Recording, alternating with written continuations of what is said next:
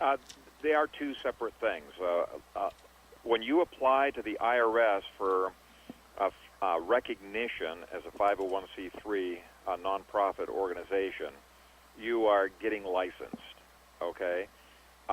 When you go to, and that's a national thing. When you get incorporated, you're not applying to the national, you're applying to your local state to set you up as a corporation to give you special privileges. The two really are separate things, but they do amount to the same thing. Even in ancient Rome, the licet was different. The license was different than the creation of a corporis.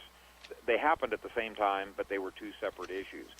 But I would say that the main reason why Hansen is absolutely right, that it's impossible to have religious freedom in any nation where churches are licensed by the government, is that there's this constant impetus of a non-Christian state towards more power and control. It's just inevitable because there is no law above that state.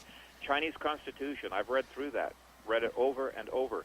They have clear references to religious liberty, but it's got to be under state supervision, under their authority, and of course the state refuses to allow the church to teach on politics, even if the Bible does. In fact, there's some passages like they hate Daniel, Book of Revelation. You know, Revelation treats the unhindered state as bestial, right? Right. So they don't like you teaching on politics or economics or origins or certain aspects of prophecy from the Bible.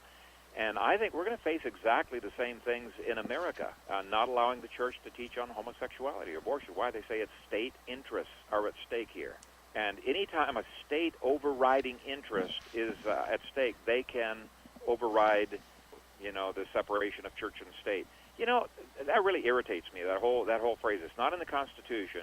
And secondly, it's always one way. Mm-hmm. It's that Christians aren't supposed to influence the government, but the government's always influencing the state. Well, I'm sorry, but Article 1 says that it's the Congress that cannot establish or prohibit. It just cannot meddle. Right. It's supposed to have hands off. It's not the Christian church that was supposed to have hands off. Yeah, I was driving down to Florida last year, and I was actually going through some works. Actually, let me change that because I wasn't reading while I was driving.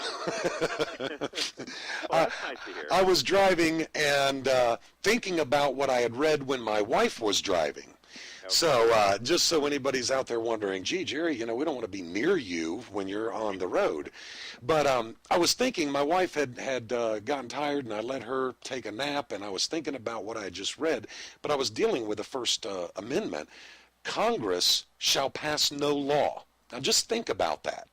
Congress shall pass no law.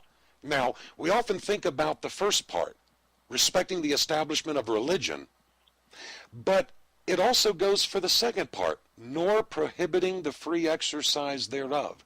Right. Congress shall pass no law prohibiting the free exercise thereof. And yet it does it every day, or the government does.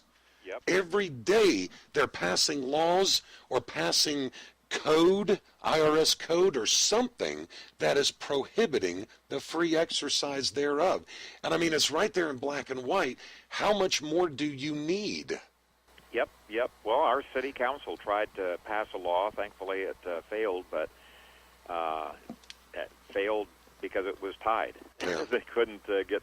But anyway, on GLBT issues, that if any business, and it included the church initially, and then they gave an exception to churches, which irritates me too. But if somebody asks you, do you think it's a sin, to be homosexual?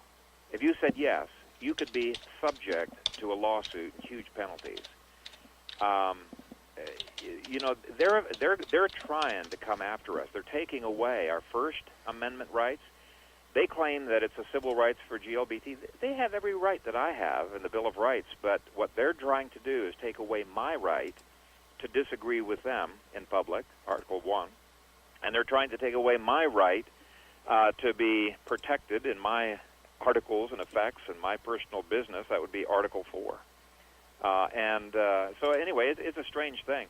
But, coupled with that is the first sentence in the Constitution after the preamble where it says, all legislative powers herein granted shall be vested in a Congress. Vested means inalienably put there, and herein granted, our founding fathers said, if it's not in this document, if it's not granted in this document, they can't do it.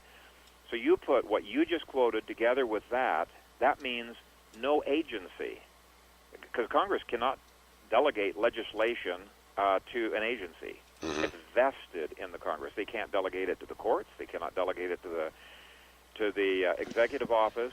Well, that means that nobody should be able to establish any law that would prohibit the free exercise of our religion, and yet that's happening all the time. A lot of time it's just by bureaucratic rule. Yeah, you know, IRS. it's funny that you bring that up, because I really love reading some stuff from Judge Andrew Napolitano.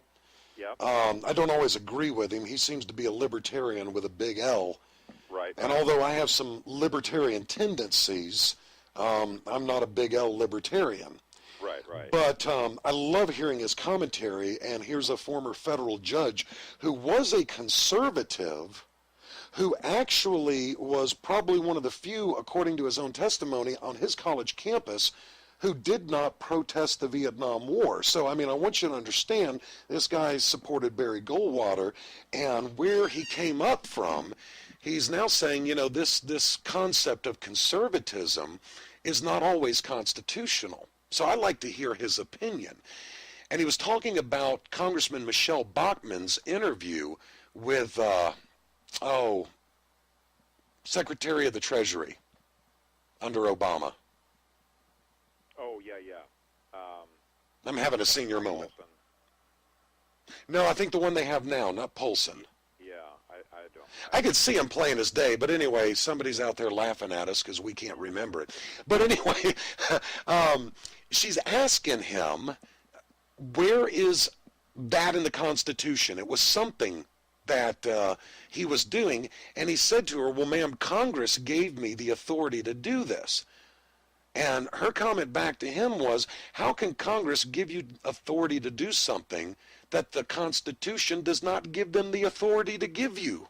Right. That word vested means it's inalienably placed there. Yeah. You cannot delegate it. And he just sat there, and, you know, it was like he didn't know how to answer it. I'm sure it reminds me of that congressman from Chicago when he was asked by Napolitano during the health care debate, is this in the Constitution? And he said, and I quote, oh, we do a lot of stuff that's not in the Constitution. Yeah. Well, thank you for being honest. Right, exactly. Well, let me do this. I want to get back. We keep going down some fun rabbit trails here, but I got another question for you, and this is just kind of going to be the final question for you, Dr. Kayser. Okay. There was the church here locally that was going through incorporation, and I'm looking, and I really found this to be interesting, and I want to challenge every church out there that loves the Lord Jesus Christ. It's not Dr. Kayser nor mine's intention to cause any problem with any pastor. We just want you to sit down and think about this and look at it. And if you can walk away and say, I don't have a problem with being incorporated, hey, brother, that's between you and the Lord. But have you really looked at it objectively? Now, here's what I found out. The articles of incorporation that this church was looking at had been written by an attorney and approved by the state. This was something they had already filed, and it was approved by the state. These articles of incorporation are acceptable. Now, part of the article said that the church had to write bylaws. Well, the bylaws were written by the attorney, and they were approved by the church. So you got two different documents here. Articles of incorporation, written by an attorney, approved by the state. Bylaws, written by an attorney, and approved by the church. However, the articles of incorporation actually were the final authority in the incorporation. Oh, yes. Yeah. The bylaws, in fact, here's what they said in the bylaws, and this was language that the attorney put in that the state recommended because it actually reflected what was in the articles of incorporation. The purpose of XYZ Church are those stated in the articles of incorporation. These bylaws are to conform in all aspects to those purposes. meaning the purposes as spelled out in the Articles of Incorporation.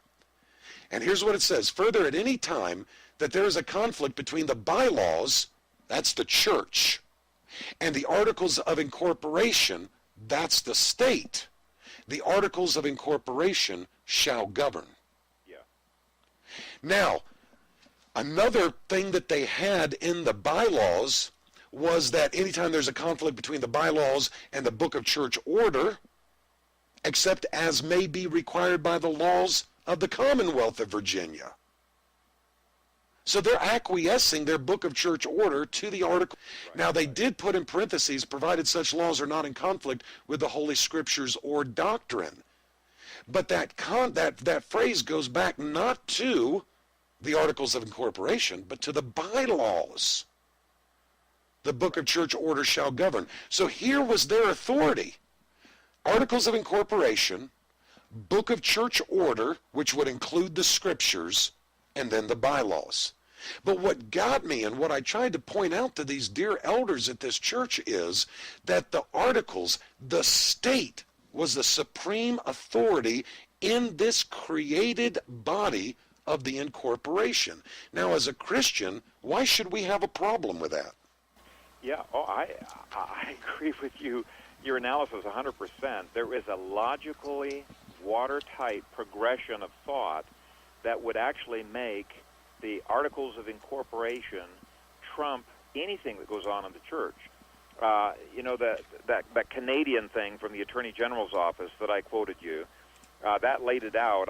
There was something I had here, and I can't find it, that says the same thing here in the States, but any time any law within the church it comes into conflict with the state law, then state law trumps the church when you are a corporation. Let me just give you an example from one big church here in the States that I admire. I think it's done a lot of good. It's got wonderful features. And I don't know if your language sounded almost identical to the denomination that I'm... Yeah, I found out that most of this now is just copied over and over. Okay. Well, it sounds almost identical. And they say, no, biblical law is never being trumped by the other. And I said, well, what about voting? And I've talked to some of these guys.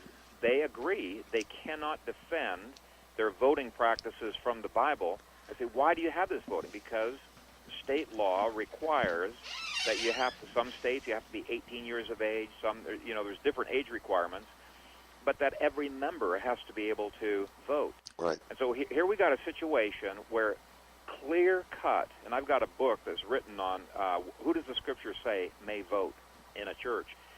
Clear cut biblical law is completely, vaporized by state law. Why? Because they're